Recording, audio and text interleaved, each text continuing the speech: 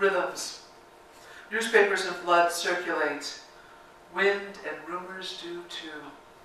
We need to see the need for circles, the need for cycles, for the rhythms of our bodies, for the rhythms of our communities, our world.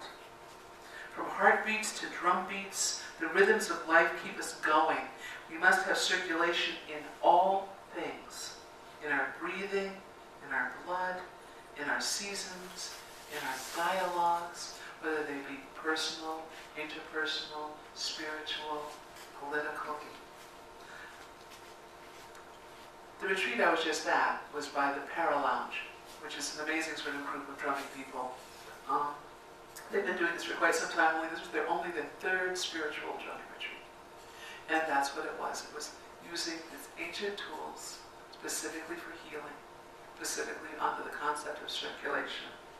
The tools of this event, from cycling and circling around, they were drumming, rattling, shaking, dancing, meditation of every kind you can imagine, making a joyful noise and wiping away each other's tears. We created new rattles.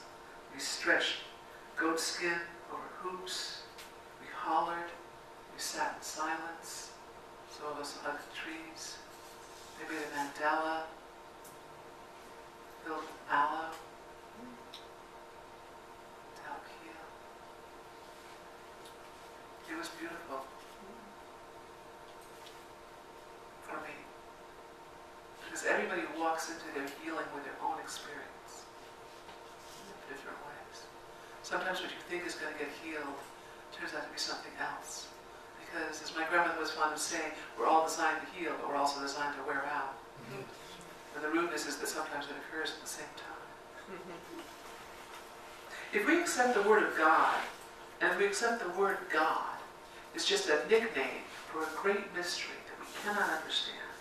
And if we use the language that's the language of basic math, A equals B, B equals C, therefore A equals C, then if God is love, then love is just another nickname for God. So with that turn of phrase, I'm going to take us to Psalm 150. Praise love with drum and dance. Praise love with strings and pipe. Praise love with loud cymbals. Praise love with clashing cymbals. Let every living thing praise love. Praise the love. I like doing that when I read. I like seeing what they say and what does that mean and what might that mean to me, to walk around praising love in every living being. Does that give them the opportunity to praise love back to me? It might. In entering into our healing heart space, into the most basic connections of spirit and soul with love, we must first bow to truth and authenticity. And that's probably the hardest thing to do. The hardest thing to do is to bow in truth and authenticity. To be humble. To be present. It's not easy stuff that we're called to do. I'm going to share with you this blessing from Reverend Jan Richardson, because I think it's a place that I use to start when I'm feeling brokenhearted. It's called Blessing for the Brokenhearted. And we've had a lot of brokenheartedness these days, over and over again.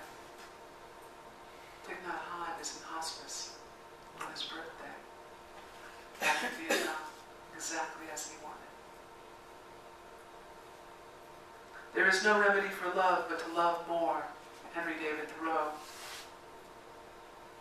This is Reverend Richardson's words.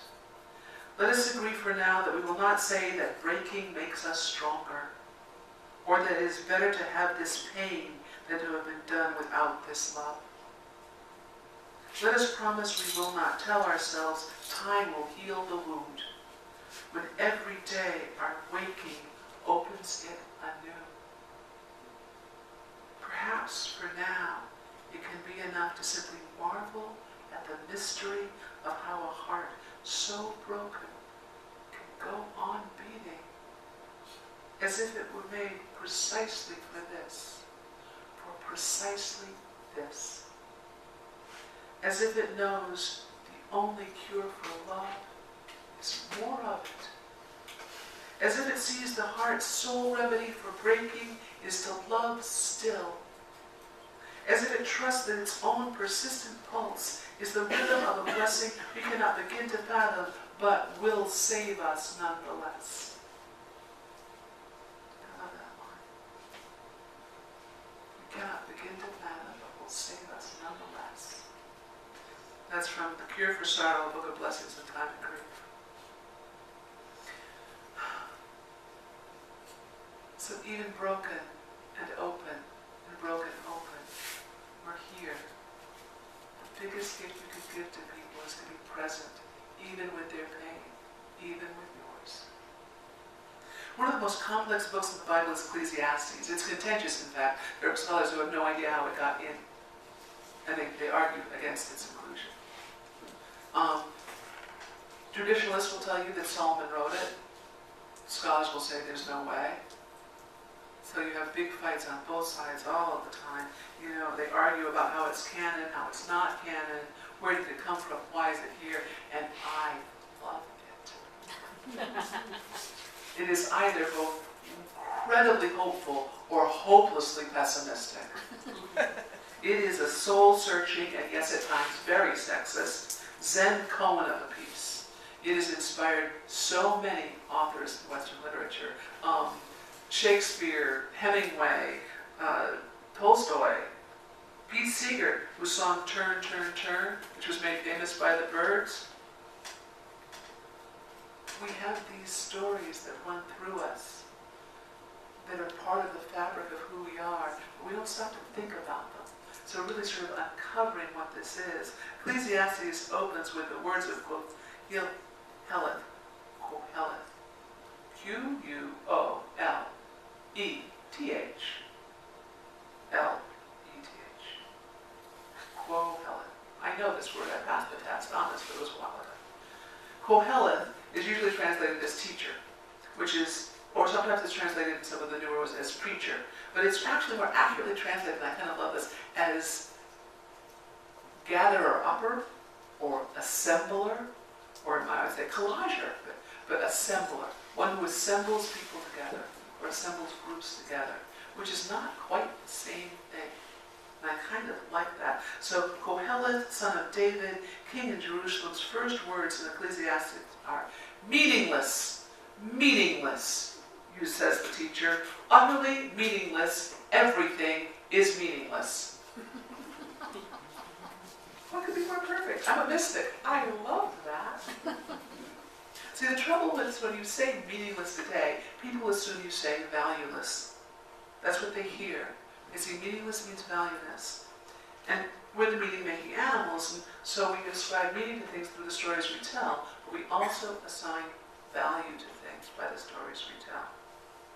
And so for a moment I want you to step back from that, and step back into that rhythm of the universe, into that spaciousness beyond meaning, into the idea that there's a unified field of everything. All of us are actually one.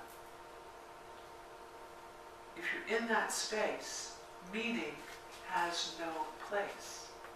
Everything is meaningless. It's all one. To everything there is a season and a time to every purpose under heaven. Many of us know these words. Some of you could sing along even though it didn't have words. Not all of us could sing along without having words up there, but many of us could. A time to be born, a time to die, a time to plant, a time to pluck up that which has been planted, which is not the same thing as the time to reap what you have sowed. If you're plucking it up, you're weeding. You're taking some things out so other things can grow. So sometimes there's a time to plant and sow your seeds. Sometimes you have to weed. A time to kill and a time to heal. A time to kill? How can it ever be a time to kill? Anybody ever take an antibiotic? Of any kind? Doing them right now. And a time to heal. these things on both sides sometimes are just woven completely together. A time to weep and a time to laugh, and how many of us have laughed and wept at the same time? A time to mourn and a time to dance. A time to cast away stones and a time to gather stones together. I think that's one of the ones that gets kind of lost, because we don't quite know what that means. If you are tossing stones, if you are getting rid of them, you're clearing a field to be ready to be planted. So you want the stones out of there so that you can plant your field. If you're gathering stones together, you're mourning. You're placing them on a grave. So sometimes we have to be encouraging new life, and sometimes we have to be mourning that which goes. A time to embrace, and a time to refrain embracing, like especially if I'm holding a hot cup of coffee. That's for later, just I want you to know. A time to get and a time to lose, a time to keep, a time to cast away, a time to rent, which is to sew, rip things apart, a time to sew them back together. A time to love and a time to hate. How can it ever be a time to hate? I don't know if we're called to hate, but that's not the same thing as understanding that we do. And that's something that's important to recognize, because if we say, oh, I don't hate anybody, you're lying. I would like to say that we don't hate anybody, but there are things that bring up that level of anger in us, that provoke us, and if we're not honest, remember I started this thing, we have to be truthful. We have to say, oh gosh, I hate it when that happens. Oh, whoa! And it was just something nonsense, like someone cutting you off, laying in traffic. Or the fact that you got the sticky part of the tape stuck back to itself. So we want to be aware of those things, because we want to just feel a little grace around all of that. And say, oh, well, that was that time. I'm just going to release that. I'm not going to hold on to that. This is the most Zen dialogue, I think, in Burma. A time of war and a time of peace. How many of you had wars inside of your own heart? Should I eat that muffin? Sometimes we want to take it really small, because that way we can have compassion for when it gets really big. You stole my muffin. How come they have muffins and I don't have muffins? And it starts getting bigger and bigger. But if we start seeing where we have it small, those seeds, we can say, a time to sow and a time to plant. Pick up that which was sown. It's not just I'm planting a harvest and I'm reaping the harvest. It's more than that. Particularly line 18, I'm not going to read you the entire thing. Line 18. I said in my heart concerning the state of sons of man, that God might manifest them, and they might see that they themselves are beasts. That's off the top. Fullness is the fact that we're base. I don't think so. For that, because it follows, this is the line immediately after. For that which befalleth the sons of man, that falleth beasts. Even one thing befalleth them, as one dieth, so dieth the other. They all have one breath. So that a man have no preeminence above a beast, for all is vanity. Each verse looking back upon itself in spiritual inquiry. 18, 19, and 20 aren't often the ones that you know when you hear, oh, Ecclesiastes, that song, turn, turn, turn, right? Yeah, that song. That no man has preeminence above beasts.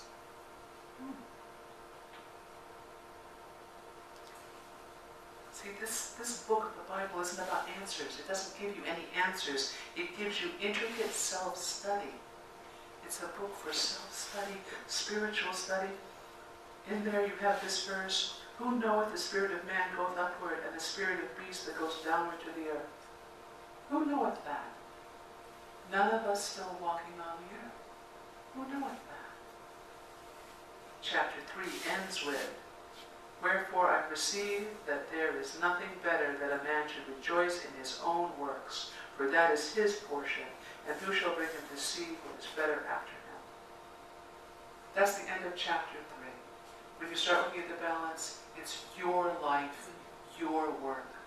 No one knows this better than you. This is your job. piggybacking back on the idea of your job to find your creativity, bring your light back into the world. This is your job. But Ecclesiastes ends with the entire book. Remember him before the silver cord is severed and the golden bowl is broken, before the pitcher is shattered at the spring and the wheel broken at the well, and the dust returns to the ground from which it came, and the spirit returns to God who gave it. Meaningless, meaningless, said the teacher. Everything is meaningless. I think the ancient Tao masters rejoiced, and I think many angels did too, to get this book in there. We need that level of inquiry, that level of self-study, that level of spiritual stripping up and healing, that level of connecting to our rhythms. I'm going to lead you in a little spiritual practice, a circulation practice. I know you did like a rhythm practice with your heart. It's going to be a circulation practice. For a moment in your chairs, I just want you to let your body rest. And you're just going to sit in these chairs and you're just going to feel yourself in these chairs. Now, I want you to know how safe it is here. And if you're not feeling safe, take a deep breath and find the safety in this moment here. Because you're safe here at this moment. We don't always acknowledge when we feel safe or when we are safe. We're so scared in this world that we have this underlying anxiety that kind of runs through us all the time. But in this moment right now, find how it's safe here. Close your eyes if you're comfortable and rest here for just a moment. You are safe. The chair will support you. You are surrounded by people who care for you. You're in the arms of love. I want you to find where your body is comfortable. Find a body that's really comfortable right now. I see people finding that their body is uncomfortable. See how we do that? So find that place where it's uncomfortable. Like, oh, you know, my bottom on this side. My underwear tag. Whatever it might be. My shoes. Now, once you found that place, you're going to say, okay, you're going to be uncomfortable right now. That's okay. The rest of us, we're going to be comfortable. So find yourself comfortable again. Shift in your chair into a new position that's more comfortable than that one. And rest here for a while. And breathe. Sometimes when we're concentrating on something, we forget to breathe. We can only do that for so long. Breathe again for good measure. And please keep breathing through the entire meditation. I mean, if you decide to stop, please understand that's a choice. We'll honor your choice here. Your body, however, is probably going to rebel. And I want you to honor that rebellion as well and breathe. But that would be personal. For those of you who decide to keep breathing,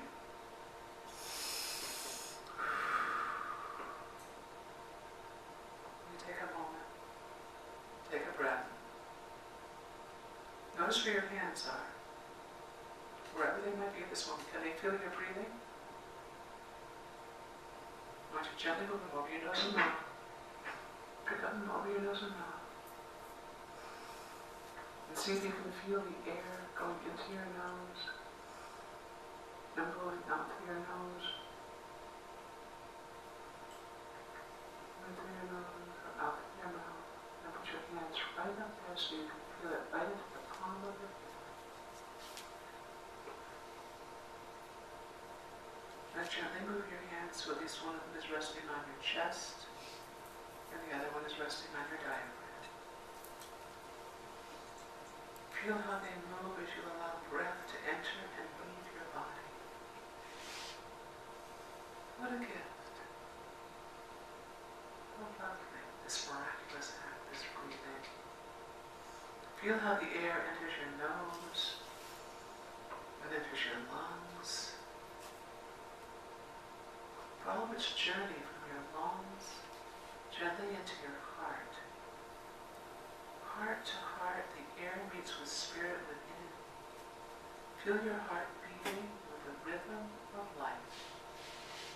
Allow your spirit within to recognize the breath as spirit. Let the spirit fill your heart, and in the natural exchange, this natural exchange, follow it into your arteries. See the exchange of spirit in your veins and your arteries through your entire body. Follow a path, any path, through your arms, through your muscles, through your organs. Follow these inner pathways of your body, the natural exchange of oxygen for carbon dioxide.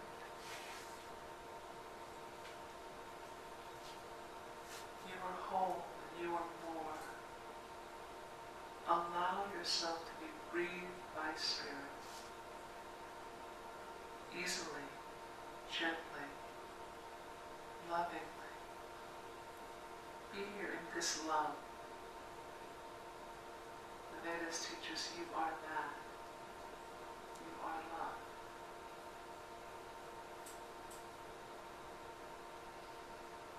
Gently become aware of the rhythm of your own heart again.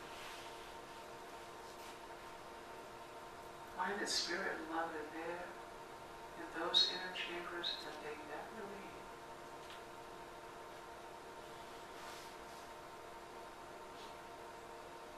Become aware of your tangible breath, feeling as it goes through the nostrils. Feel the air inside of you. Now start feeling the air outside of you, on the back of your forehead, on your hands, your neck. Feel yourself being breathed even as you were still aware of your breathing. Oxygen, carbon dioxide, other bits and pieces. The tree of life, inside and out. We look like roots. We look like tree limbs. Give a breath of thanksgiving and gently open your eyes. Become aware of your body and your consciousness back into this space. And here you are. Here you are this morning. 10% of what you breathe out is not just carbon dioxide, it's oxygen. We literally are always giving the breath of life to each other. Constellation by Jan Richardson. Consider that the heart holds its own constellation. Consider that it has a secret chamber radiant with unspent light. Consider this when you cannot find that one star, that dream that compels you to the road, when every last thing seems to have disappeared into the dark. Consider that you cannot always know how you bear this brightness, but that it holds you and is not wasted or lost. See how we share this sky, how it stretches above us beyond every border, how every day turns each of us in a steady revolution through morning, night, morning again. Or think of this, that every heart is its own voyage, sending its vessels out and drawing them back in again. Never the same way they went, but still somehow making a home. That place that shimmers now in welcome with a gathering light you had thought you could not see. With the gathering light you had thought you could not see.